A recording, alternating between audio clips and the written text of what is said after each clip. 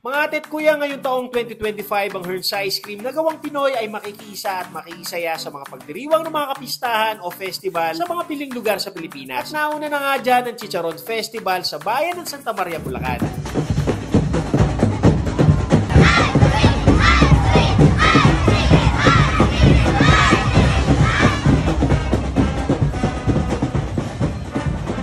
Marami tayong pwedeng i-avail sa kanila tulad nito kanilang Fiesta Ice Cream Sticks, meron ding mga naka-cones, meron ding naka-cups at meron din silang bulk size tulad ng gallons and half gallons. Isa rin sa dapat masubukan natin ay ang bago nila ngayon na Fiesta Favorites na proudly panlasang Pinoy tulad nitong buko pandan, coffee jelly, and buko salad. Ito yung mga usual na desserts na nakikita natin sa mga handaan. At may good news nga pala sa Hearns Ice Cream para sa mga gustong magnegosyo. For as low as 4,000 pesos lang ay pwede ka nang magkaroon ng sarili mong ice cream business. Pahiramin ka nila ng freezer, meron ng 4K worth of products, at meron pang free tarpaulin. Kapag interesado ka sa magandang offer na to ni Hearns Ice Cream, i-message nyo lang sila sa kanilang Facebook page or kontakin sila sa mga numbers na nasa screen. Suportahan natin ang mga gawang Pinoy at suportahan din natin ang mga local products. O paano mga ate at kuya?